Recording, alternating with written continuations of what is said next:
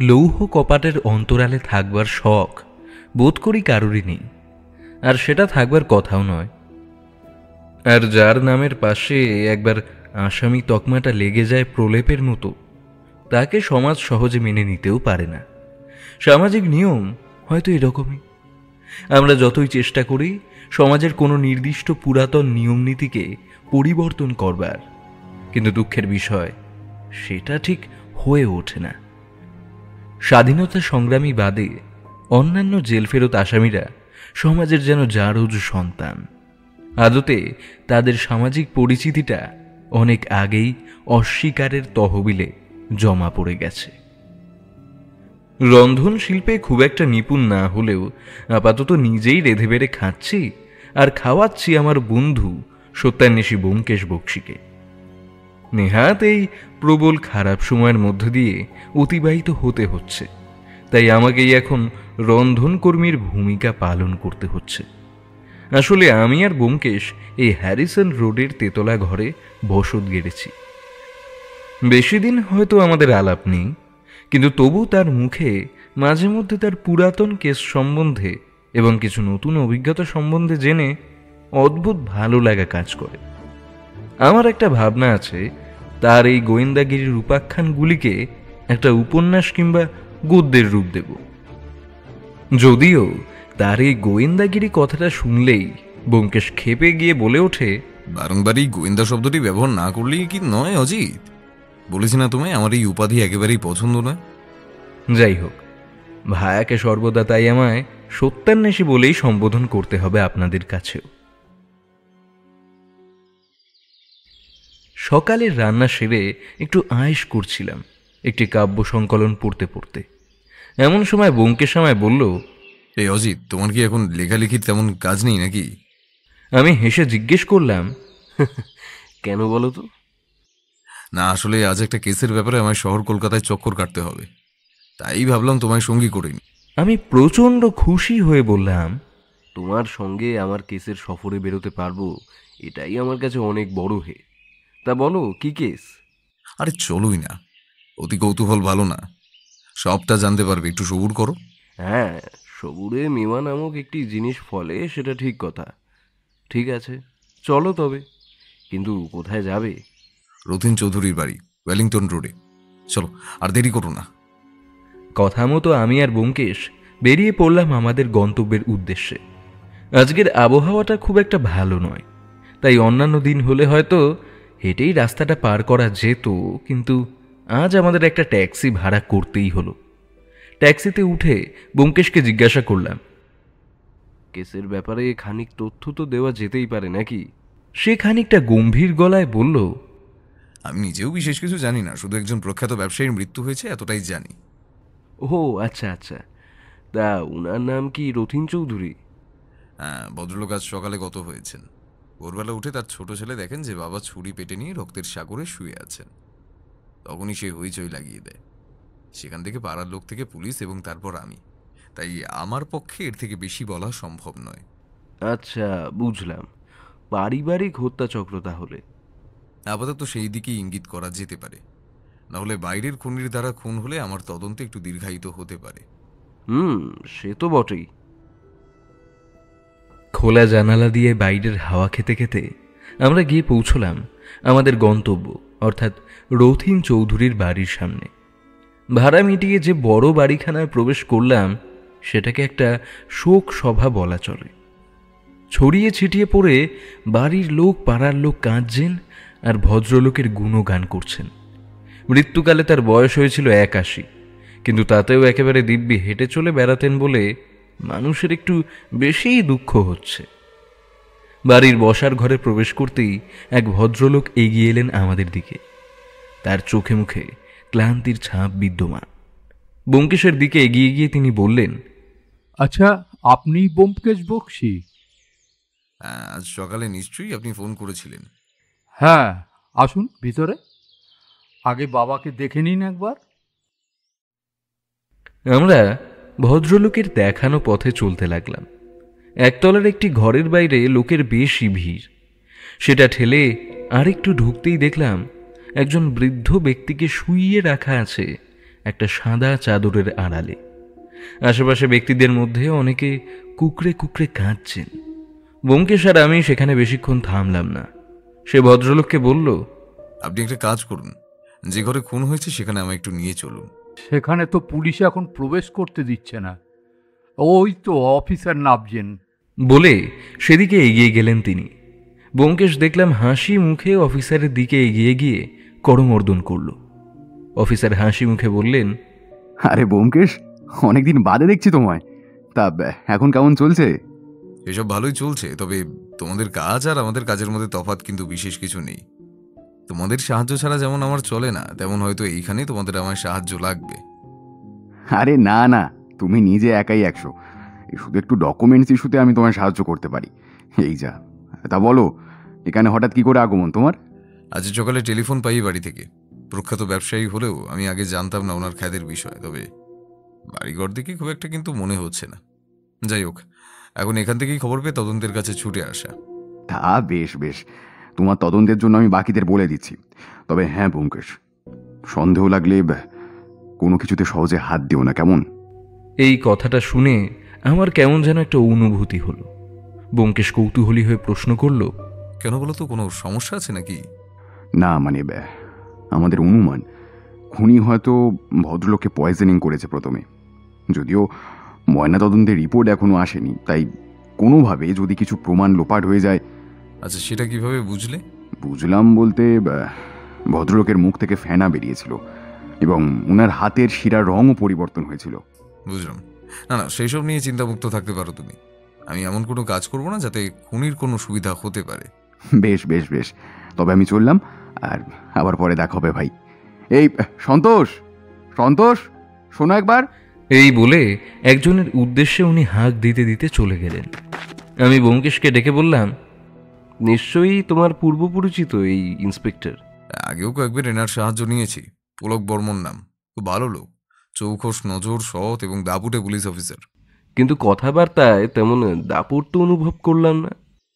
ব্যোমকেশ একটা মৃদু হাসির ছোঁয়া লাগিয়ে বলল, সে কি আর আমার কাছে দাপট দেখাবে? একদিন থানায় গিয়ে ওর লাঠির ঘা দেওয়া দেখলে বুঝতে কেমন পুলিশও।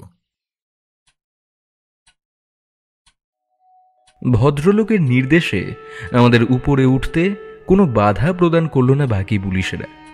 আমি আর ব্যোমকেশ উপর তলার দ্বিতীয় ঘরটির সামনে দেখলাম একজন পুলিশ তখনও মোতায়েন আছে। ব্যোমকেশ তার সামনে এগিয়ে জিজ্ঞেস করল, এই ঘরটিতেই কি উনি আছেন? সে মাথা নেড়ে হ্যাঁ বললে আমরা দুজনে প্রবেশ করলাম সেই ঘরে। খাটের উপর রক্তে ভেজা চাদর এবং বালিশ এখনও মজুদ আছে। ভদ্রলোকের শোয়ার খাট মেহগনি কাঠের তৈরি। বালিশের পাশে একটা কাঠের টেবিলে পিতলের জলের গ্লাস রাখা আছে।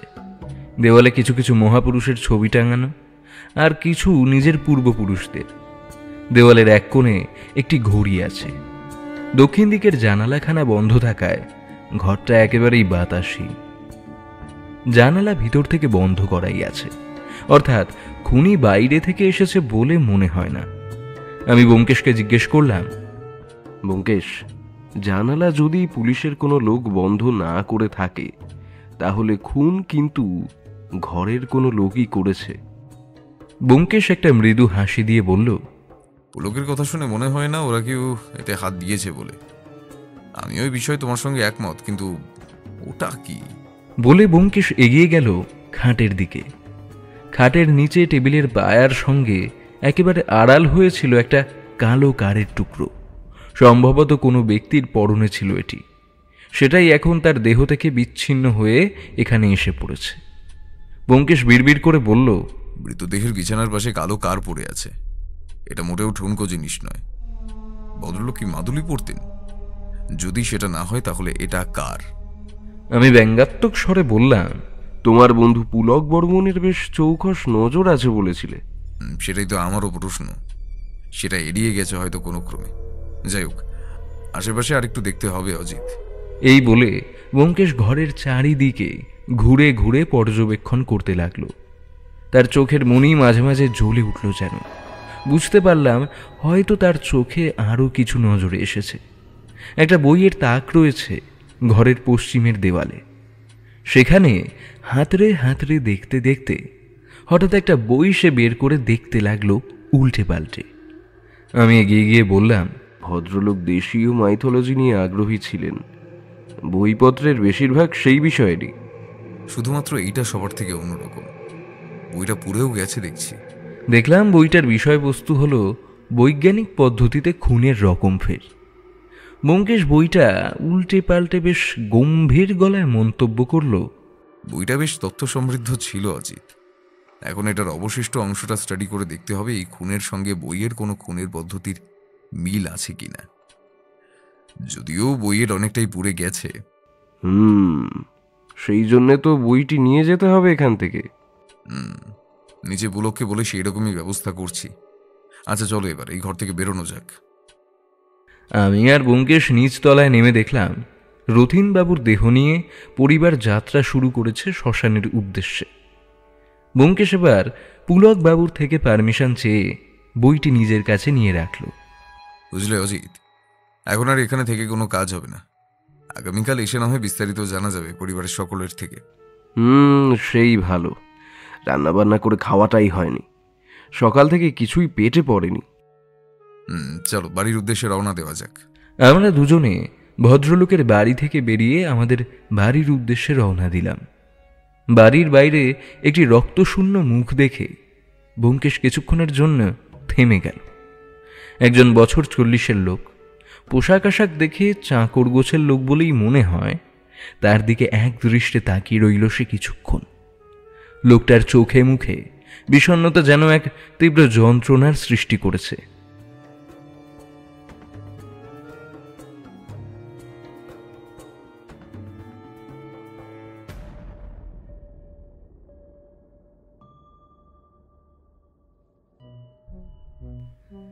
বাড়িতে এসে খাওয়া দাওয়া সেরে ব্যোমকেশ বইটি নিয়ে নিজের ঘরে প্রবেশ করে দরজা বন্ধ করল। আমি অগত্যা আমার একটা নতুন উপন্যাসের শেষ অংশ নিয়ে বসলাম। অনেকদিন ধরে লেখা শেষই হচ্ছে না। অনেকবার অনেকভাবে চেষ্টা করেও দীর্ঘ উপন্যাসের কোনো গতি করা যাচ্ছে না দেখে বিভৎস ক্লান্ত লাগছিল। একখানা সিগারেট নিয়ে জানালার পাশে বসে তার স্বাদ গ্রহণ করতে লাগলাম।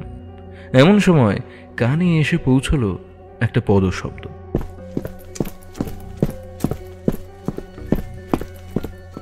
তা যেন ঠিক আমাদের ঘরের দিকেই ধাবমান। দরজায় আওয়াজ হতেই আমি এগিয়ে গিয়ে দরজা খুললাম। দরজার ওপারে দাঁড়িয়ে আছে একজন বছর 20-র যুবক। তার চোখ মুখ দেখে মনে হচ্ছে সকাল থেকে কিছুই পেটে পড়েনি। ভীষণ জীর্ণ অবস্থায় যেন খড়কুটোর মতো আমাদেরকেই খুঁজে পেয়েছে সে। ক্লান্ত গলায় সে বলল, এটা ব্যোমকেশ বক্সির বাড়ি তো? হ্যাঁ, ভেতরে আসুন। উনি বাড়িতে আছেন কি? হ্যাঁ আছেন, দাঁড়ান আমি উনাকে ডেকে দিচ্ছি। বলে আমি ব্যোমকেশকে হাঁক দিলাম, ব্যোমকেশ, ও ব্যোমকেশ। ঘরের দরজা খুলে ব্যোমকেশ বলল, এত চেঁচামেচি করে বাড়ি মাথায় করছো কেন বলো তো? তোমার লেখালেখির কাজবাজ নেই নাকি? আরে একজন অজ্ঞাত পরিচয় ব্যক্তি বাড়িতে এসেছেন, তোমার সঙ্গে দেখা করতে চান, সেই জন্যই তোমায় ডাকলাম। নইলে এমন তদন্তের সময় তোমায় বিরক্ত করে কার সাধ্যি। ব্যোমকেশ আমাকে উপেক্ষা করে বসার ঘরে বসল। নমস্কার, আপনি আমার খোঁজে এসেছেন? ছেলেটি খানিক কুণ্ঠাবোধ করে সোফা ছেড়ে উঠে দাঁড়িয়ে নিজের পরিচয় জানিয়ে বলল, আগে হ্যাঁ ব্যোমকেশ বাবু, আমি হলাম গিয়ে সমীর চৌধুরী, রথীন চৌধুরীর ছোট ছেলে। আপনি আজ সকালে আমাদের বাড়িতে গিয়েছিলেন, মনে পড়ছে? হ্যাঁ হ্যাঁ, দিব্যি মনে আছে। তা আপনি হঠাৎ আমার বাড়িতে চলে এলেন, কোনো বিশেষ দরকার কি? আগে খানিকটা সেরকমই ব্যোমকেশ বাবু। তা বলুন। আচ্ছা, আপনি তো আপনার বাবাকে মৃত অবস্থায় উদ্ধার করেন, তাই না? হ্যাঁ, সেটা আপনি কি করে জানলেন? আপনার দাদা আমাদের জানিয়েছেন। নিন, এবার আপনি বলুন কি খবর। আর আপনার চোখ মুখ দেখে তো বিশেষ সুবিধা ঠিকছে না, বেশ ক্লান্ত বোধ হচ্ছে। নিন, নিন, আগে একটু জল খান তো। আমি ওকে জল এগিয়ে দিতেই ঢক ঢক করে সে এক নিঃশ্বাসে গ্লাসখানি খালি করে ফাঁকা গ্লাস আমার হাতে ধরিয়ে দিল। তারপর বলতে আরম্ভ করল, আমি জানি না আপনি আমার বাবার সম্বন্ধে কতদূর কি জানতে পেরেছেন। একেবারে নিখাদ অমায়িক ভদ্রলোক বলতে যা বোঝায় উনি সেটাই। এক ফোঁটা কারোর সঙ্গে তর্ক নয়, ঝগড়া নয়, রেষারেষি নেই, ব্যবসায়িক ক্ষেত্রে কারোর সাথেই না। আমাদের 4 ভাইকে একই আদর স্নেহ দিয়ে বড় করেছেন। মেজদাকে বিলেতে পাঠিয়েছেন পড়ার জন্য, আমাকেও বর্তমানে কলকাতা বিশ্ববিদ্যালয়ে পড়াচ্ছেন। শেষটা পড়াশোনা চালিয়ে গেলে হয়তো এখনো করে যেত, কিন্তু হাতের সব আঙুল তো আর ওই সমান হয় না। কোলে বরঞ্চ তাদের মধ্যে রেষারেষি লাগতে পারে। সেই প্রাকৃতিক নিয়মেই আমার শেষদা সেই ম্যাট্রিক্স পাশ করার পর থেকেই বকে গেছে। বাড়ি থেকে তাকে বের করে দিলেও ত্যায্যপুত্র বলে কখনোই ঘোষণা করেনি বাবা। আর বরদা বর্তমানে দোকান, ব্যবসাপাতি ওই সবটাই সামলায়। আমার এক দিদি আছে, তার বিয়ে হয়ে গেছে এবং বর্তমানে সে পাবনা জেলায় স্বামী সন্তান নিয়ে ঘর করছে। মা মারা গিয়েছিলেন যখন আমার বয়স 12। তবে থেকে আমি দিদি আর পিসির যত্নেই বড় হয়ে উঠেছি। ওরা দুজনে মায়ের অভাব কখনোই অনুভব করতে দেয়নি জানেন। আমার পিসি এখনো আমাকে মায়ের স্নেহ দিয়েই রাখেন। বিধবা পিসিকে যখন তার শ্বশুর বাড়ি থেকে পুড়িয়ে দিচ্ছিল জোর করে, তখন খবর পেয়ে বাবা পিসিকে নিয়ে এসেছিলেন। তারপর থেকেই পিসি আমাদের এখানেই থাকে। এই ঘটনায় যদি সবচেয়ে বেশি কেউ আঘাত পেয়ে থাকে ব্যোমকেশবাবু, সে হলো আমার পিসি। পিসির কান্নার শব্দ এখনো আমার কানে ভাসছে জানেন। আসলে পিসি সারাক্ষণ বলে দাদা আমার কাছে আমার বাবার থেকেও বড়। সেই মানুষটির এমন আকস্মিক মৃত্যুতে উনি মাথা ঠিক রাখতে পারছেন না। বিশ্বাস করুন ব্যোমকেশবাবু, এমন একটা দেবতুল্য মানুষকে এইভাবে যে খুন করেছে, তার এই জীবন কোনোদিন ভালো হবে না। মিলিয়ে নিন, আমার বাবা কি কি করেছেন তার সবটা আমি জানি না, তবে বাবা যে পাড়ার সকলকে কত রকমভাবে সাহায্য করেছেন, সে অর্থনৈতিকভাবে হোক কিংবা মানসিকভাবে হোক, সেটা আর বলাই বাহুল্য। সবাই সবাই জানে লোকটা কত জনদরদি। আজ যদি মানুষের জন্য উজাড় করে না দিতেন, তাহলে দেখতেন আরো কত সম্পত্তি হতো আমাদের। এক নিঃশ্বাসে সব বলে থামল ছেলেটি। ব্যোমকেশ তাকে শান্ত করে বলল, আচ্ছা বুঝলাম, কিন্তু এটা তো গেল ওনার সমস্ত ভালো দিকের বর্ণনা। দেখুন, একটা মানুষ তো আর তার জীবনের সবটা জুড়ে আলো নিয়ে থাকতে পারে না। কোনো না কোনো দিক অন্ধকার থাকবেই থাকবে। আপনার বাবা এতটাই জনদরদি, এতটাই পরোপকারী একজন মানুষ যখন ছিলেন, তখন তার পক্ষে কি নেহাত বুকে ছুরি গেঁথে পরপারে যাওয়াটা সাধে? আপনি একবার ভেবে বলুন। সমীর এবার খানিক উত্তেজিত হয়ে বলল, না না, আপনি ভুল ভাবছেন ব্যোমকেশবাবু, এমনটা কখনোই হতে পারে না। আমার বাবার মতন মানুষ লাখে 1 কি 2 হয়। আপনি তার সঙ্গে অন্য কারো তুলনা করতে পারেন না এভাবে। আপনার সমস্ত যুক্তি যদি আমি মেনে নিই, তবে বলবো আপনি নেহাতই সকলের চাইতে ছোট। তাই আপনার থেকে বরং বাড়ির অন্যান্য ব্যক্তিদের সঙ্গে আমার কথা বলার বেশি প্রয়োজন হচ্ছে। সে আপনার তদন্তের পদ্ধতি হতেই পারে, তাতে আমার কোনো সমস্যা নেই, কিন্তু আমি আমার দিক থেকে যতটা সম্ভব বললাম। বেশ, আপনি আজ সকালে আপনার বাবার দেহ উদ্ধার করেন। আচ্ছা, আপনি কি প্রত্যেকদিন এভাবেই সকালে ঘুম থেকে উঠে বাবার ঘরে যান? না, ঠিক তেমনটা না। আসলে আমার গতকাল রাত্রিবেলা একটু পেটের সমস্যা হয়, সে কারণে আজ সকাল সকাল শরীর খারাপ হয়, উঠে পড়তে হয়। আমি যখন বাথরুমের দিকে যাচ্ছিলাম, তখনই দেখি ওই ওই ওই দৃশ্যটা। আপনি ভাবতে পারবেন না ব্যোমকেশবাবু, সে কি ভয়াবহ দৃশ্য। দেখি বাবা খাটে শুয়ে আছে, আর বাবার বুকে অমনভাবে ছুরি গোজা, রক্তের বন্যা বয়ে যাচ্ছে বিছানা বেয়ে। তারপরেই আপনি সবাইকে ডাকতে আরম্ভ করেন। আমি কিছুক্ষণের জন্য তো অবশ হয়ে পড়েছিলাম বলেই মনে হয়, কিন্তু তারপর একটু বল পেতেই সকলকে ডাকতে আরম্ভ করি। আমি আমি সত্যি বলছি ব্যোমকেশবাবু, আমার কোনোভাবেই বিশ্বাস হয় না যে বাবাকে কেউ খুন করতে পারে। কার যে এমন শত্রুতা থাকতে পারে, সেটাই আমাকে ভাবাচ্ছে। সে প্রশ্ন আমারও আপনাদের করার ছিল। যাই হোক, আপনি নেহাতই কম বয়সী, সেই সাথে বাবার প্রতি আপনার আন্তরিকতা এবং ভালোবাসা নেহাত কম নয়। আমি আজকে আর আপনাদের বাড়ি গিয়ে কাউকে ব্যতিব্যস্ত করতে চাই না। আগামীকাল গিয়ে আমি সকলের সঙ্গেই কথা বলবো। আচ্ছা, অন্তত আমাকে এটা বলুন, আপনার পিতাশ্রী রথীন চৌধুরী কি হাতে কোনো রকম তাবিজ কিংবা মাদুলি পরতেন? ছেলেটি খানিকক্ষণ কড়িকাঠের দিকে চেয়ে থাকল। তারপর আকাশ কুসুম চিন্তা করে বলল, বাবা বিভিন্ন পুরাণ, বেদ, ধর্মগ্রন্থ নিয়ে পড়াশোনা করতেন ঠিকই, কিন্তু বাবাকে কখনো আমি তাবিজ পড়তে দেখিনি। এই প্রশ্নের উত্তর দেওয়া আমার পক্ষে সম্ভব নয়। আচ্ছা, আপনি হঠাৎ এই কথা বললেন? কারণ আপনার বাবার মৃতদেহর পাশে একটা ছোট্ট কালো কার পাওয়া গেছে, যা তাবিজ কিংবা মাদুলি পরিধানের কাজেই লাগে। আপনি চিন্তা করবেন না, আপাতত বাড়ি যান। আমি কথা দিচ্ছি এর পেছনে যে বা যারা আছে আমি তাদের শনাক্ত করে উপযুক্ত শাস্তির ব্যবস্থা করব। অনেক অনেক ধন্যবাদ আপনাকে ব্যোমকেশবাবু। আপনি আগামীকাল আমাদের বাড়িতে আসুন, সকলে বাড়িতেই থাকবো আমরা কয়েকদিন। যখন ইচ্ছা চলে আসবেন আপনি, ঠিক আছে? বেশ বেশ। এইটুকু কথাবার্তা বলেই ছেলেটি বেরিয়ে গেল আমাদের ঘর থেকে। শ্রীমানের পিতার প্রতি ভালোবাসা এবং সেই হেতু তার দুঃখের পরিমাণও সকলের চেয়ে অধিক। ব্যোমকেশ আমার দিকে তাকিয়ে মৃদু হেসে বলল, একজন প্রচন্ড ভালো মানুষকে কখন মেরে ফেলা হয় বলো তো অজিত? প্রশ্নটা শুনে আমি একটু নাক সিটকালাম, কারণ এরকম একটা প্রশ্নের কোনো সোজা সাপটা উত্তর দেওয়া যায় না। আমি প্রত্যুত্তরে বললাম, তোমার প্রশ্নের মাথা মুন্ডু কিছুই ঠিক বোঝা যায় না, জানো তো। আহা, অত না ভেবে উত্তর দিয়েই দাও। ব্যক্তিগত আক্রোশ, সম্পত্তির অধিকার? না, বিষয়টা সকলের ক্ষেত্রেই প্রযোজ্য। তার জন্য তাকে খুব ভালো মানুষ হবার প্রয়োজন পড়ে না, কিন্তু একজন প্রচণ্ড ভালো মানের মানুষকে যখন হত্যা করা হয় তখন ধরে নিতে হবে তার অত্যন্ত ভালো মানুষই কারো স্বার্থে আঘাত করেছে। কিন্তু সেটা কে হতে পারে অজিত? আপাতত আগামীকাল ওখানে গিয়ে তদন্ত না করা অবধি কিছুই করার নেই। তবে ওই কালো কার বড্ড ভাবাচ্ছে আমায়। ব্যোমকেশ বাকিটা সময় ওই জিনিসটাকে নিয়েই সময় অতিবাহিত করল। একলা ঘরে থাকতে থাকতে সে বুড়িয়ে গেছে কিনা জানা নেই, তবে বোধ করি তার রহস্য সমাধানের দিকে খানিকটা পথ সে নিশ্চয়ই এগোতে পেরেছে। আগামীকাল সকাল সকাল তাদের ব্যতিব্যস্ত না করে বরং একটু বেলার দিকেই যাওয়ার সিদ্ধান্ত নেই আমরা। বাড়িতে তখনও লোকের জমায়েতে কিছু কমতি হয়নি। আগে যা ছিল এখনও তাই আছে। সাদা ধবধবে পাঞ্জাবি পাজামা এবং মেয়েরা সাদা শাড়ি পরে নিজেদের শোক পালন করছে। ধূপ জ্বালানো আছে ভদ্রলোকের ছবির সামনে। আমরা উপস্থিত হতেই ছোট ছেলে সমীর এগিয়ে এলো আমাদের দিকে। আমাদের নিচতলার একটি ঘরে নিয়ে গেল সে। সত্যি বলতে এমন অসহজ বাড়িতে আতিথ্য লাভের কোনো রকম ভাবনা চিন্তা আমাদের ছিল না। তবুও দেখলাম একজন মধ্যবয়স্কা মহিলা আমাদের জন্যে ফল পাকড় সামনের টেবিলে সাজিয়ে দিলেন। ব্যোমকেশ একটু হেসে বলল, এসবের কোনো দরকার ছিল না, আমরা কেবলমাত্র আমাদের কাজে এসেছি। হ্যাঁ, আমাদের বাবা কখনোই কেউ বাড়িতে এলে তাদের খালি পেটে রাখতেন না, কিছু খাইয়েই ছাড়তেন।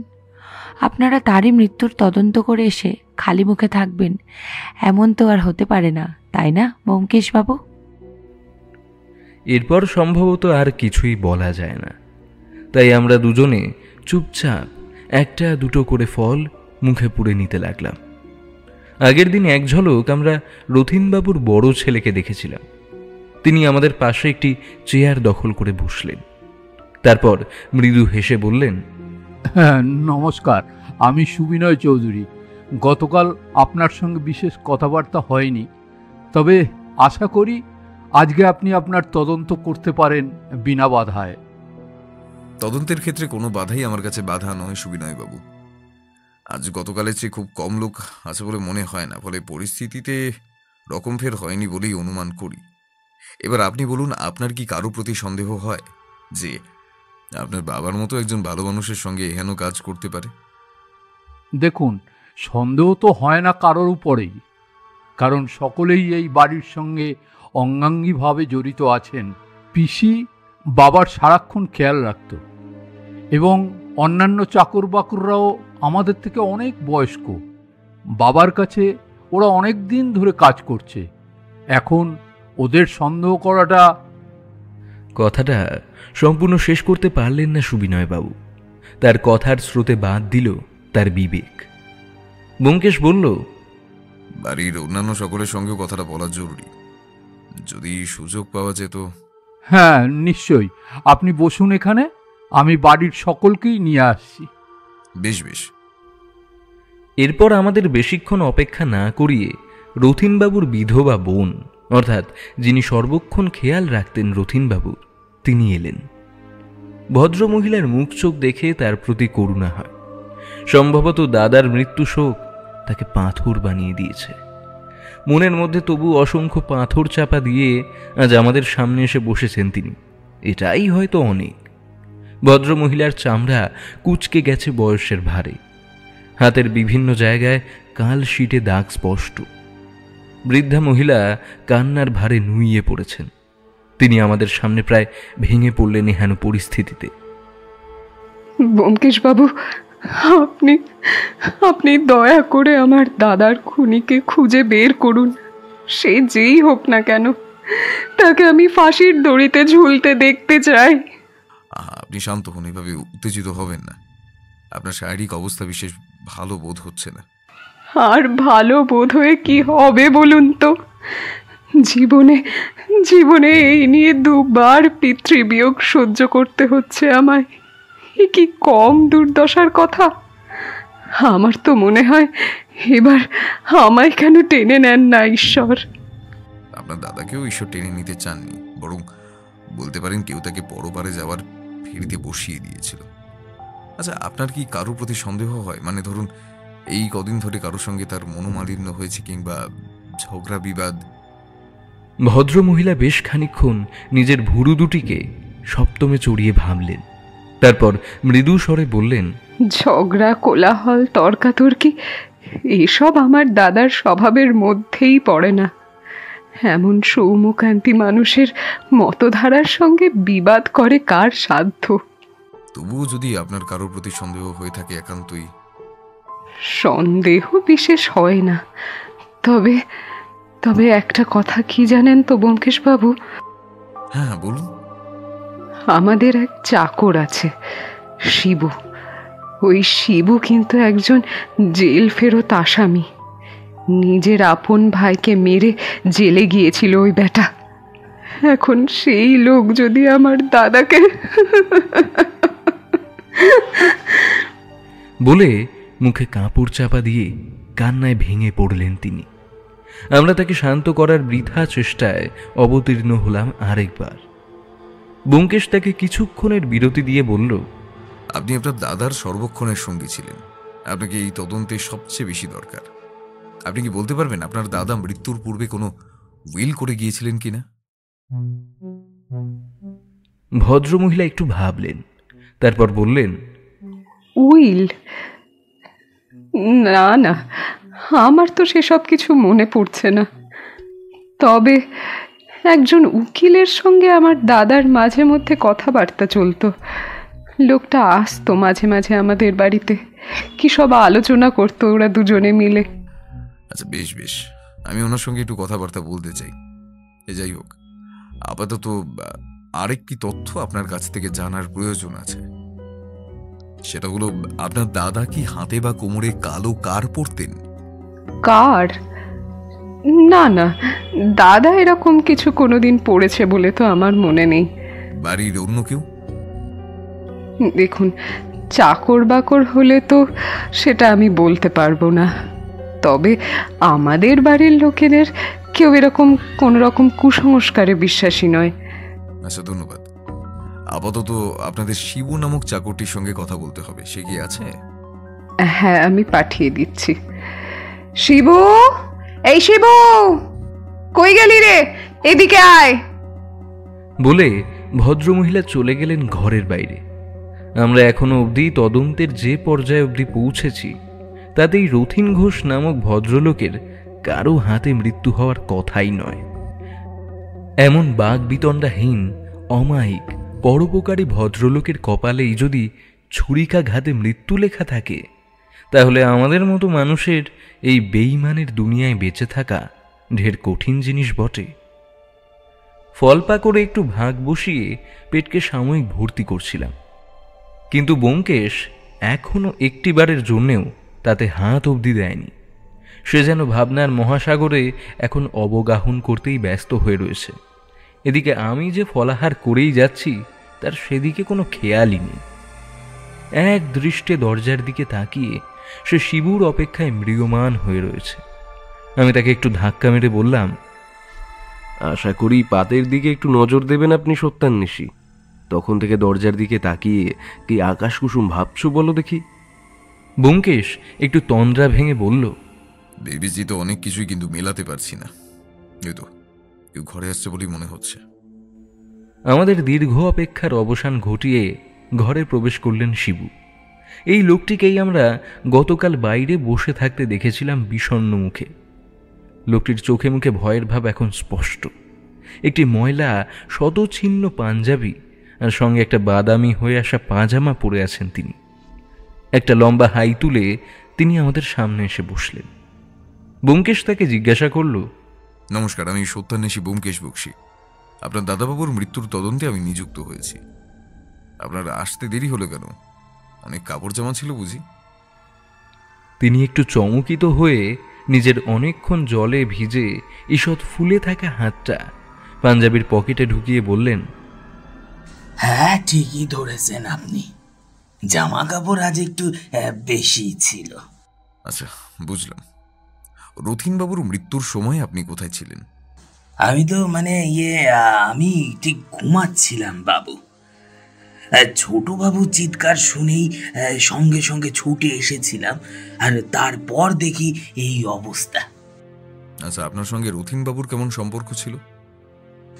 আমার সঙ্গে আপনার কেমন সম্পর্ক থাকবে বলুন? যেমন আজ্ঞা করতেন তেমনই কাজ করত। দাদাবাবুর সব আজ্ঞা পালন করতেন? হ্যাঁ, করতুম। কিন্তু কেন?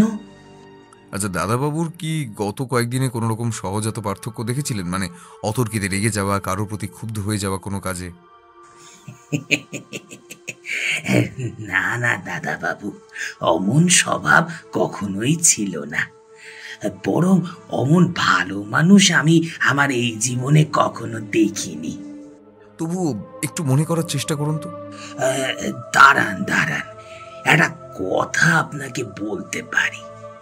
এই বাড়ির মেজবাবুর সঙ্গে ওনার একটু ঝগড়া হয়েছিল কিছু আগে। তখন মেজবাবু কিছু টাকা ধার চেয়েছিলেন বা এই জাতীয় কিছু হবে, সে আমার ঠিক মনে নেই। কিন্তু তারপর আর তেমন কিছুই হয়নি। আচ্ছা, এই ঘটনাটি কবে ঘটেছিল? হবে ওই মাস 5 আগে। আমি ওই চা দিতে গেলে দেখি বাপ বেটায় লেগেছে, তো সেই দেখে বেরিয়ে আসি ঘরের বাইরে। তবুও ওই কানে যতটুকু ঢুকেছিল বুঝেছিলাম এই ব্যাপারটা। বেশ, বুঝলাম। আপনি ঈশ্বরে বিশ্বাস করেন? শিবু একটু চমকে গেলেন। হঠাৎ করে এরকম একটা প্রশ্নের জন্য তিনি তৈরি ছিলেন না। আগে হ্যাঁ, ওই আর কি। ঠাকুর বাকুর একটু হলেও তো মানি আমরা। তবে তার সাথে দাদাবাবু খুনের কি সম্পর্ক আছে কিনা সেটা আমরা ভেবে দেখবো, কেমন? আপনি কোনো কার পরেন নিজের হাতে বা কোমরে? লোকটির মুখে কোনো রকম পরিবর্তন হলো না এই কথা শুনে। একেবারে দুপাশে ঘাড় নাড়িয়ে তিনি জানিয়ে দিলেন, কই না তো, না, আমি এসব কিছুই পারি নে। আমি কেবল ইষ্ট নাম জপ করি আর রাত্রির বেলা ঠাকুরকে দিনের কথা কই, ব্যাস এই অবধি। বরং আমি পিসিমাকে আহ্নিক করতে দেখেছি। উনি ঠাকুর বাকুর মানেন। কিন্তু আমাদের আহ্নিক নিয়ে মাথা ব্যথা বিশেষ নেই। এই বাড়িতে আপনাকে নিয়ে মোট কতজন চাকর আছে? আমাকে নিয়ে মোট 3 জন। তাদের মধ্যে কাউকে কালো কার জাতীয় কিছু পড়তে দেখেছেন? না, সে তো মনে নেই। তাদের সকলের সঙ্গে কথা বলাটা জরুরি। যাই হোক, আপাতত আমার শেষ একটা প্রশ্নের উত্তর দিন। আমি শুনতে পেলাম আপনি আপনার ভাইকে খুন করে জেলে গিয়েছিলেন, এটা কি সত্যি? হ্যাঁ, আপনি ভুল কিছু শোনেননি।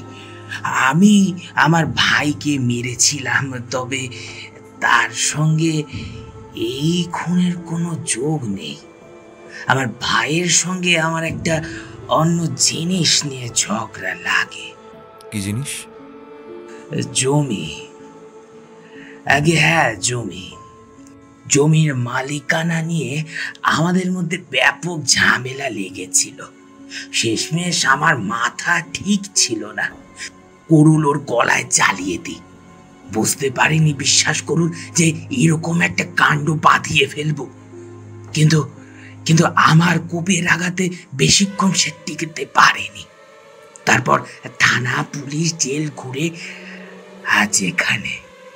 তারপরেও ওই বাড়ির লোকেরা আপনার এই ইতিহাস জেনে কাজে রাখলো?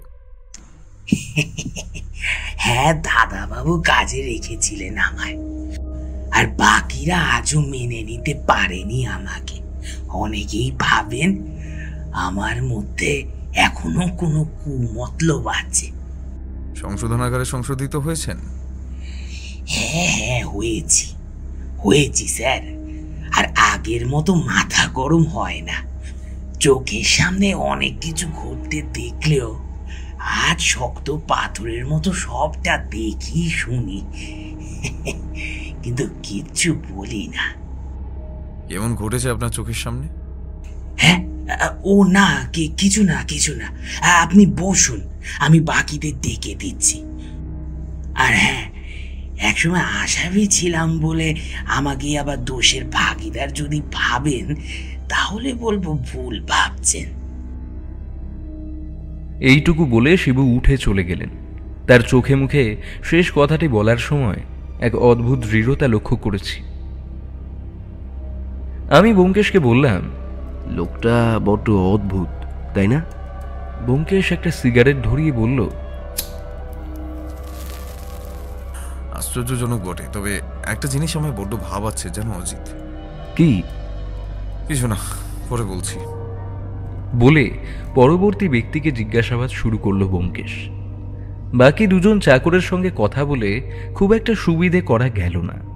মোটের উপর এরা তিনজনেই একই ঘরে ঘুমায় এবং সেই দিন অর্থাৎ রথীন বাবুর মৃত্যু আবিষ্কার করার ভোরবেলায় এরা তিনজনে ছোট ছেলের আওয়াজ শুনে একসাথে বেরিয়ে আসে ঘর থেকে। এরপর আমরা দুজনে সেখান থেকে উঠে যাওয়ার আগে মেজ ছেলে ধীমান চৌধুরীর সঙ্গে খানিকক্ষণ কথোপকথনের জন্য অপেক্ষা করলাম, কিন্তু তাকে আজ পাওয়া গেল না। নিজের অফিসে সে আজ একটি মিটিং নিয়ে ব্যস্ত আছে। অগত্যা বাড়ির অন্যান্যদের কিছু জিজ্ঞাসাবাদ করেই আমাদের বেরিয়ে আসতে হলো। তবে বেরোনোর আগে হঠাৎ করেই ব্যোমকেশের খুব কাছে এসে মেজবউ কমলা দেবী ফিসফিস করে বললেন, আমি জানি না আপনি আমায় কি মনে করবেন, তবে একটা কথা বলতে পারি? আমার কিন্তু ওই শিবুর প্রতি সন্দেহ হয়। আমি এটা পুলিশকেও জানিয়েছি। আপনার এই সন্দেহের কোনো কারণ আছে কি? কারণ তো একটাই, ও নিজে একটা খুনি, তাই আর একটা খুন করতে ওর হাত কাঁপবে না। দেখুন, আপনারাই কিন্তু ওকে নিয়োগ করেছিলেন সবটা জেনে, তাই এখন ওর উপর সমস্ত দোষটা চাপিয়ে দেওয়াটা অমূলক হবে বলেই মনে করি। তবে আমি আপনার কথাটা ভেবে দেখব। ও হ্যাঁ, আরেকটা কথা, আপনার স্বামীর সঙ্গে আপনার শ্বশুর মশাইয়ের সম্পর্ক কেমন ছিল? ভদ্র মহিলা এবার একটু ঢোক গিলে বললেন, ভালো ছিল, খারাপ হবে কেন? আপনার স্বামী ধীমানবাবু কোথায় চাকরি করেন? মেটাল বাক্স কোম্পানিতে। আপনাদের কি কোনো বিশাল অঙ্কের টাকার দরকার পড়েছিল ইদানিংকালে? টাকা না তো, আমাদের কোনো রকম টাকার দরকার পড়েনি। আর আমার স্বামী যথেষ্ট ভালো মাইনের চাকরি করে, তাই দিয়ে এই সংসারে বসে খাওয়া লোকেদেরও পেট চালাতে হয়। কথাটা যেন ভদ্রমহিলা একটু খোঁটা দেওয়ার ভঙ্গিতেই বললেন। আচ্ছা, তবে আসি আজ। আমি আমার অনুসন্ধান চালিয়ে যাচ্ছি, আশা করি কয়েকদিনের মধ্যেই ফলাফল হাতে নাতে পাবো। এই বলে আমি আর ব্যোমকেশ উনাদের বাড়ি থেকে বেরিয়ে এলাম। হাঁটতে হাঁটতে আমি ব্যোমকেশকে বললাম, বেশ পরিবার বটে, ওই একটি লোকের উপরে সন্দেহ করছে সকলে। ব্যোমকেশ হালকা হেসে বলল, সে তো হবেই ভায়া, সন্দেহ জিনিসটাই তো এমন। আরেকবার নামের পাশে আসামি শিরমোহর বসে গেলে তো কোনো কথাই নেই। দুজন কথা বলতে বলতে খানিক এগোতেই ইন্সপেক্টর পুলক বর্মনের গাড়ি আমাদের সামনে এসে থাম।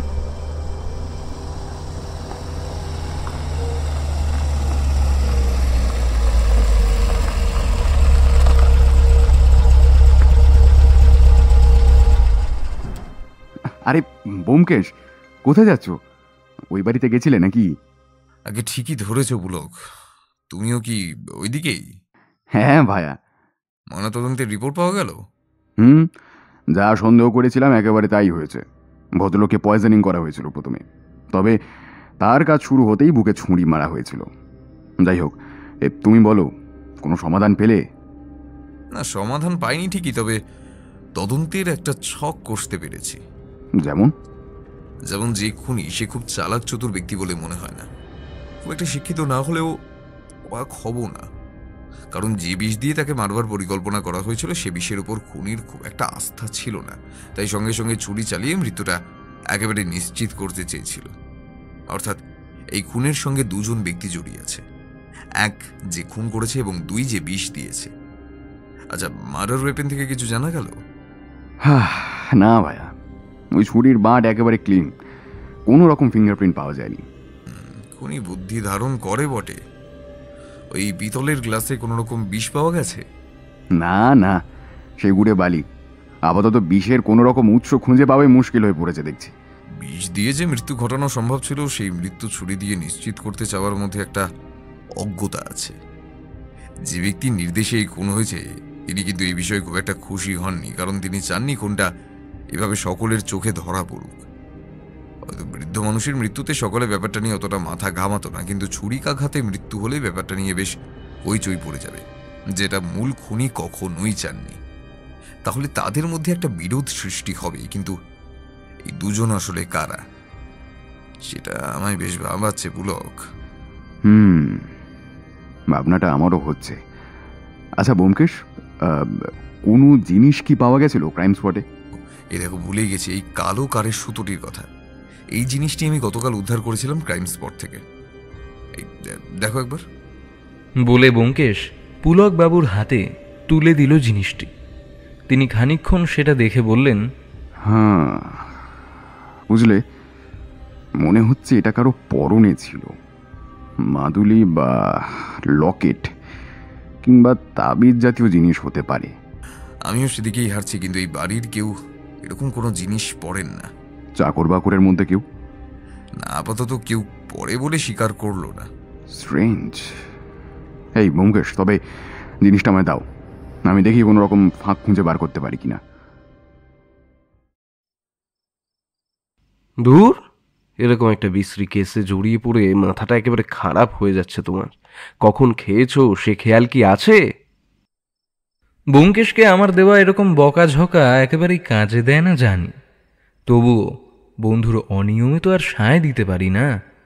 ব্যোমকেশ কেবল বইতে বুঁদ হয়ে বসে থেকে বলল, খাচ্ছি, তুমি খেতে বসো। আসলে সেই অপরাধ বিজ্ঞানের বইতে এখন ভীষণভাবে মত্ত হয়ে পড়েছে ব্যোমকেশ। বুঝতে পারছি এই কেসই তাকে সেদিকে ড্রাইভ করেছে। আপাতত ব্যোমকেশকে বৃথা জোড়াজোড়ি করে লাভ নেই বুঝে আমি নিজের মতো খেয়ে দিয়ে শুয়ে পড়লাম। গভীর রাতে হঠাৎ করে ঘুমটা ভেঙে যাওয়ায় দেখি জানালার সামনে দাঁড়িয়ে ব্যোমকেশ এক মনে সিগারেট খাচ্ছে। অন্ধকারে কিছুটা চোখ সয়ে যাওয়ায় তার শীতল চোখখানা দেখে মনে হলো বাইরের দিকে বহু দূরে তাকিয়ে সে এক মনে কিছু একটা ভাবছে। আমি ঘুমন্ত কণ্ঠে তাকে উদ্দেশ্য করে বললাম, সত্যান্বেষী মশাই, এবার একটু শয়ন করলে মাথাটা শান্তি পেত বলে মনে হয়। আমার কথাটা কি কানে যাচ্ছে আপনার? নিশির ডাকে সাড়া দিতে নেই। বুঝলাম সে আমার কথাটা ঠাট্টার ছলে তুচ্ছ করে দিল। আমি মৃদু প্রতিবাদ করে বললাম, 3 বারের বেশি ডাকতেও এই নিশির সমস্যা নেই, তবে যে নিশি তোমায় ধরেছে তার থেকে তুমি নিস্তার না পেলে 2 দিন বাদেই শয্যা নিতে হবে, এই আমি বলে রাখলাম। আমার কথায় ব্যোমকেশ কর্ণপাত করল না, কেবলমাত্র পর্দাটা জানালায় দিয়ে আরেকটি সিগারেট ধরানোর উপক্রম করল। আমার চোখের পাতায় ঘুম ভিড় করেছিল, তাই আমিও পাশ ফিরে ঘুমিয়ে পড়লাম।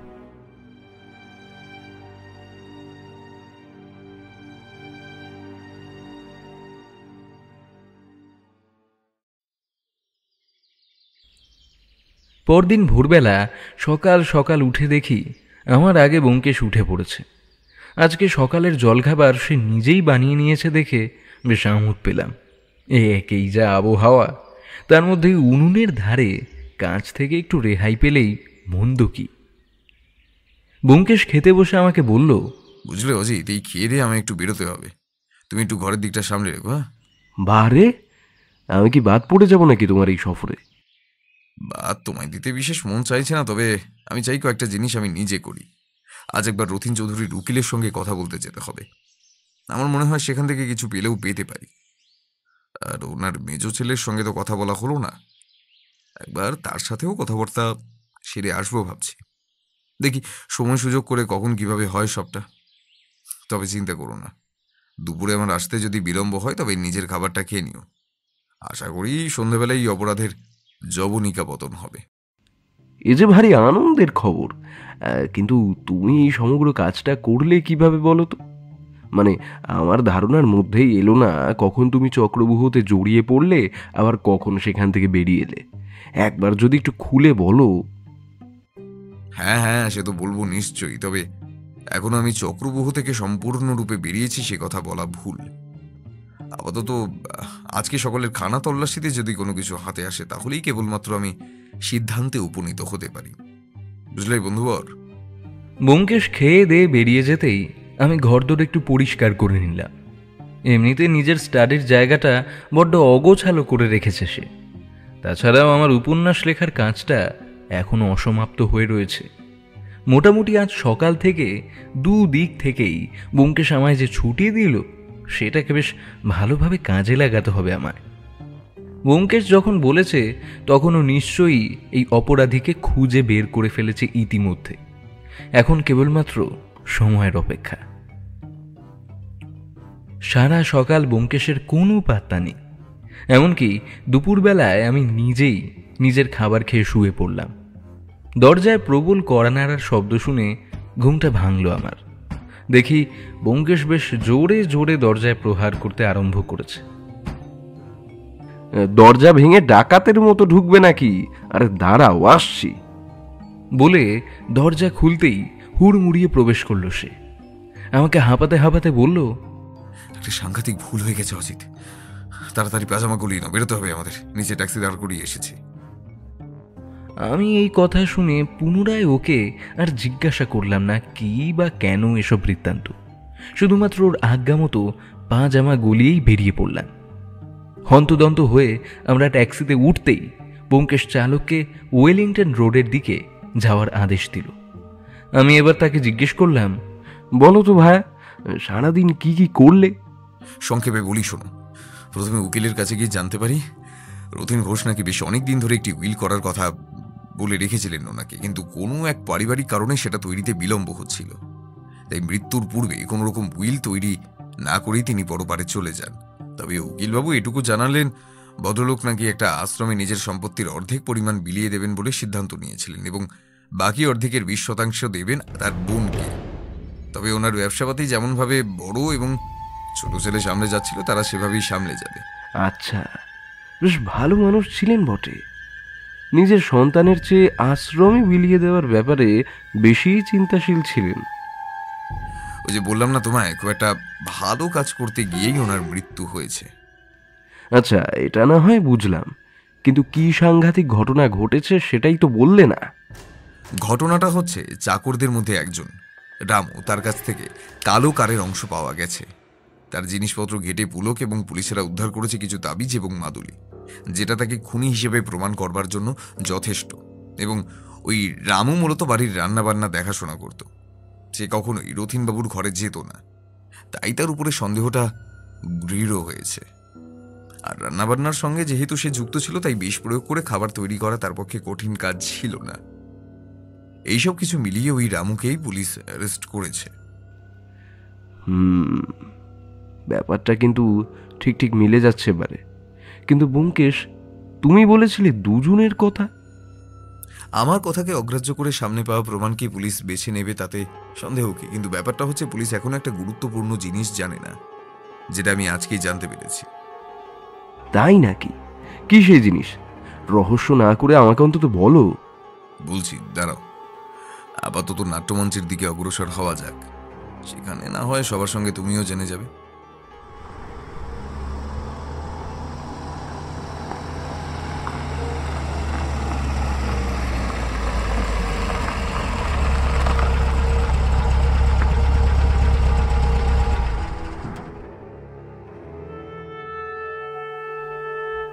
ড্রাইভারের ভাড়া মিটিয়ে চৌধুরী বাড়িতে হন্তদন্ত হয়ে প্রবেশ করলাম আমি আর ব্যোমকেশ। দেখি রামু তখনও কেঁদে কেটে বারংবার অনুনয় বিনয় করে যাচ্ছে পুলকবাবুর সামনে। আমি এসব করিনি বাবু, আমায় ছেড়ে দিন, আমি জানি না কিছু। চুপ হতচ্ছাড়া, একেবারে 18 গা পড়লেই বাপ বাপ বলে স্বীকার করবি সবটা। চল চল মা, আমার সাথে চল। পুলক থামো, ওকে গ্রেফতার করো না। কি বলছো তুমি ব্যোমকেশ? অকাট্য প্রমাণ আছে এই লোকটার বিরুদ্ধে, আর তুমি বলছো এসব মিথ্যে? আগে আমার কথাগুলো শোনো পুলক। আমার কাছে এমন কিছু তথ্য আছে যেগুলো এখন সকলের সামনে আনলে বোধ হয় তোমার সিদ্ধান্তের পরিবর্তন ঘটবে। দেখলাম বাড়ির সকলেই উপস্থিত আছেন বসার ঘরে। ব্যোমকেশের কথা শুনে সকলেই একেবারে স্থির হয়ে গেলেন এবং সকলের চোখ এখন ব্যোমকেশের উপরেই নিবদ্ধ। ব্যোমকেশ প্রথমেই সকলের উদ্দেশ্যে প্রশ্ন করল, আচ্ছা, যেহেতু আজ সকলেই এখানে উপস্থিত তাই সবাইকেই একটা প্রশ্ন করি। ঠিক কখন আপনাদের সন্দেহটা শিবুর দিক থেকে ঘুরে রামুর উপর নিবদ্ধ হয়? বাড়ির সকলে চুপ করে রইল। ব্যোমকেশ আবার বলা শুরু করল, যেহেতু শিবু একজন জেল ফেরত আসামি, সেই জন্য আপনারা সকলে প্রথমে ওকে সন্দেহ করলেন। আচ্ছা রামু, তুমি বলো, তুমি কি মূল তাবিজ এইসব কিছু ধারণ করো? বাবু, আমি এসব পড়েও দেখিনি কোনোদিন। আমায় মিথ্যে ফাঁসানো হচ্ছে। ব্যোমকেশ, তোমার কোথাও ভুল হচ্ছে ব্যোমকেশ। এই লোকটা লুকিয়ে রেখেছিল নিজের বাক্সতে সমস্ত জিনিস, আর এখন ব্যাটা এখন সব নাটক করছে। আচ্ছা ধীমানবাবু, আপনার সঙ্গে আমাদের কথা হয়নি।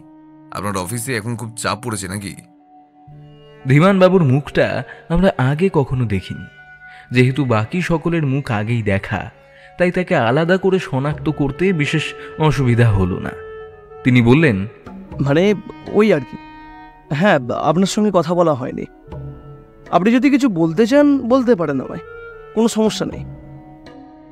আচ্ছা বেশ, বাবার ব্যবসার দায়িত্ব থেকে আপনি বাদ পড়েছিলেন কেন জানতে পারি? না, বাদ পড়বো কেন? আমার ব্যবসার দিকে কোনো ঝোঁক নেই, বরাবর আমি চাকরি বাকরির দিকেই উৎসাহী। আচ্ছা বেশ, বাবার থেকে বই ধার করে পড়ার অভ্যেস আপনার আছে নিশ্চয়ই? হ্যাঁ, সে আছে। কেন বলুন তো? আপনি এমনভাবে প্রশ্ন করছেন যেন আমায় জেরা করছেন। কারণ আছে মশাই, আপনার সংগ্রহের খুন সম্বন্ধিত একটি বই ভুল করে অন্যান্য বইয়ের সঙ্গে বাবার ডাকে স্থানান্তরিত হয়ে যায় যে। দেখুন তো বইটা চিনতে পারছেন কিনা। বলে ব্যোমকেশ বইটা তুলে ধরল সকলের সামনে। ধীমানবাবু অবাক হয়ে গেলেন যেন বইটা দেখে। সঙ্গে সঙ্গে স্ত্রী কমলার দিকে দৃষ্টি নিক্ষেপ করলেন তিনি। এবার ব্যোমকেশ বলতে শুরু করল, এই যে অনেকাংশ পড়ে যাওয়া বইটি আমার মনে প্রথম থেকেই সন্দেহের সৃষ্টি করে। রথীনবাবুর বইয়ের সংগ্রহে এই বইটি সবচেয়ে আলাদা ছিল। তার দুটো কারণ: এক, এই বইটির অনেকাংশ পড়া ছিল, এবং দুই, বইটির বিষয়বস্তু। খুনের পদ্ধতি নিয়ে এই বইতে বিস্তর আলোচনা রয়েছে। মোটামুটি দুপাশের মলাট বাদে ভেতরের অনেক পৃষ্ঠা অক্ষত আছে বইটির। সেখান থেকেই আমার ধারণা হলো এই বইয়ের সাহায্যে বিষক্রিয়ার মাধ্যমে খুন করা হয়েছে। মোটামুটি এটা আমার একটা প্রাথমিক আন্দাজ বলতে পারেন। বাহ বাহ বাহ, এভাবে আপনি নিজেকে সত্যান্বেষী বলেন? আপনার সমস্ত কাজকর্ম কি আন্দাজের উপর ভিত্তি করেই হয় নাকি ব্যোমকেশবাবু? সেটা তো সময় বলবে। আপাতত বলুন, মেটাল বক্সের চাকরিটা ঠিক কি কারণে খুঁড়িয়েছেন আপনি? এসব কি উল্টো পাল্টা বলছেন আপনি? আমার চাকরি দিব্যি আছে। একদম মিথ্যে কথা বলবেন না আপনি। আপনি রোজ বাইরে বাইরে ঘুরে বেড়ান এই অফিসের সময়। আপনার অফিসে আজকেই আমি খোঁজ নিয়ে দেখেছি আপনাকে গত মাসে সেখান থেকে চুরির দায়ে ঘাড় ধাক্কা দিয়ে বের করে দেওয়া হয়েছে। এই জন্যই আপনি আপনার বিবিধ ধার পাওনা মেটানোর উদ্দেশ্যে বাবার কাছে টাকা চান, কিন্তু তিনি অস্বীকার করেন আপনাকে সাহায্য করতে। আপনি বরাবর অসৎ সঙ্গে মিশে নিজের ক্ষতি করেছেন বলেই আপনার হাত থেকে ব্যবসার দায়ভার আপনার পিতা সরিয়ে দেন। কি তাই তো? আপনি জানতে পেরেছিলেন যে আপনার বাবা শ্রী রথীন চৌধুরী একটি আশ্রমকে নিজের যাবতীয় সম্পত্তির অর্ধেকাংশ দান করে দেবেন বলে স্থির করেছেন, এবং আপনার পিসিকে দেবেন বাকি অর্ধেকের 30 আপনার হাতে ব্যবসার ক্ষমতাও নেই, তাই আপনাকে এখন নিজের সমস্ত দেনা শোধ করতে গেলে বাবাকে এই উইল করা থেকে আটকাতে হবে। আপনি করলেনও তাই। বাবাকে দীর্ঘদিন বিভিন্নভাবে ঠেকিয়ে রেখেছিলেন, কিন্তু যখন বুঝলেন যে আর বাবাকে কোনোভাবে থামিয়ে রাখা সম্ভব নয়, তখন বাবাকে সরিয়ে দেওয়ার জন্য ফোন দিয়ে। মিথ্যে কথা, সবটা মিথ্যে গল্প। আপনি বসে গল্প লিখুন কি? আমি যদি ওই বইয়ের পাতা মিলিয়ে খুন করেও থাকি, তাহলে সেটা আমি বাবার বইয়ের তাকে রেখে দিয়ে আসবো? আপনি এতটা বোকা আমি সেটা তো ভাবিনি। ঠিকই বলেছেন আপনি। আপনি তো চাননি ব্যাপারটাকে সকলের সামনে আনতে, বিশেষ করে বিষক্রিয়ার ব্যাপারটা। তাই তো আপনারা বইটি পুড়িয়ে দিতে উদ্যত হয়েছিলেন, কিন্তু ভাগ্যক্রমে সেই বইটি উঠে আসে পুনরায় বইয়ের তাকে। কিভাবে বলুন তো? দেখুন, যেই কাজটি করেছে সে কিন্তু বেশ নিপুণ হস্তে বইটা গিয়ে আমারই উপকার করার জন্য রেখে দিয়ে এসেছে। ওই বইতে আপনার মেটাল বক্সের একটা রসিদও পেয়েছি আমি, সেটাও অক্ষত রয়েছে মশাই। এটা কি ভূতের গল্প পেয়েছেন মশাই? কিভাবে আধপোড়া বই আবার তাকে উঠে আসতে পারে বলতে পারেন? তার উত্তর দেবে অন্য কেউ। কি শিবু, আপনি এবার আত্মপ্রকাশ করবেন নাকি আমি সবটা বলবো? আমি চমকে গেলাম, এর মধ্যে শিবু কোত্থেকে এলো আবার? এতগুলো চরিত্রের ভারে সত্যিই ব্যাপারখানা কেমন যেন গুলিয়ে গুলিয়ে যাচ্ছে। শিবু বেরিয়ে এসে বললেন, আগে আমি বলছি বাবু, আমি দাদা বাবু চলে যাওয়ার আগের রাতে বাইরে যখন নাইছিলাম রাত্রিবেলা, ঠিক তখনই দেখতে পাই মেজ বৌদি কি যেন পোড়াচ্ছে। জিনিসটা পুড়িয়েই তিনি পালিয়ে গেলেন বাড়ির ভিতর। আমি পুকুর থেকে নেয়ে উঠে আর ঝুঁকি নিলাম না, সঙ্গে সঙ্গে সেদিকে দৌড় দিলাম। তারপর দেখলাম একটা বই চলছে। সেটা দেখা মাত্রই আমি ওটা নিয়ে একেবারে জলে ডুব দিই, আর তারপর ঘরে না গিয়ে সারা রাত ওই বইটা শুকানোর জন্য ছাদে দিয়ে আসি। একেবারে ভোরবেলা আমি ছাদে উঠে যখন বইটা নিয়ে আসি, তখন দেখি মেজ বৌদি ছুটে ছুটে বেরোচ্ছে দাদাবাবুর ঘর থেকে। দাদাবাবুর পেটে ছুরি বিঁধে আছে বিভৎস ভাবে। আমি বুঝলাম এরা বড় বউ মিলে নির্ঘাত একটা ফোন দিয়ে এঁটেছেন। তাই জলদি জলদি এই বইটা গিয়ে রেখে আসি দাদাবাবুর তাকে। আমি জানি আমার কথা কেউ বিশ্বাস করবে না, জেলের আসামিকে কেই বা বিশ্বাস করবে কখনো? কিন্তু নিজের পাপের প্রায়শ্চিত্ত করার সুযোগ হাতের সামনে পেয়ে আর ছাড়িনি আমি। বুঝতে পারি নিশ্চয়ই ওই বই পুড়িয়ে দেওয়ার খুব জরুরি ছিল ওনাদের। তাই এইটা দিয়ে যদি পুলিশ আসল অপরাধী নাগাল পায়, ব্যাস তাহলেই আর কাজ শেষ। তারপর চুপচাপ ঘরে গিয়ে শুয়ে পড়ি, আর ছোট দাদাবাবুর ডাকে সকলের সাথে গিয়ে পৌঁছাই সেখানে। ভাবটা এমন করি যেন আমি এই প্রথমবার দেখছি দাদাবাবুকে রক্তের বিছানায়। ব্যোমকেশ এবার কমলা দেবীর উদ্দেশ্যে বলল, ছুরি চালানোর খুব একটা দরকার ছিল কি?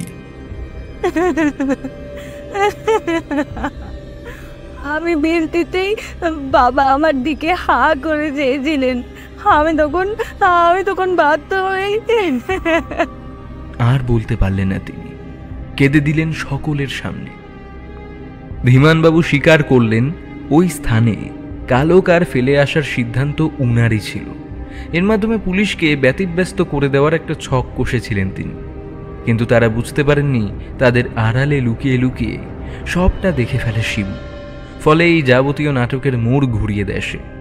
উনার মূলত উদ্দেশ্য ছিল বিষক্রিয়ার মাধ্যমে বাবাকে পরলোক গমন করানো, কিন্তু তার স্ত্রী উৎকণ্ঠিত হয়ে নিজের শাড়ির আঁচলে ছুরি ধরে চালিয়ে দেন রথীন চৌধুরীর শরীরে।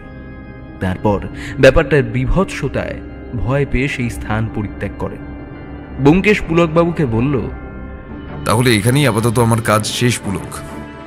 এবার আমি বিদায় নিলাম। আর সুবিনয়বাবু, আপনাদের পিতার খনিজ গলকে আপনারা পেয়ে গেছেন। এখনো চোখটা ছলছল করছে শিবু। হয়তো তার দাদাবাবুর খুনিকে সামনে এনে দেওয়ার আনন্দেই তার চোখ অশ্রুসিক্ত হয়ে পড়েছে।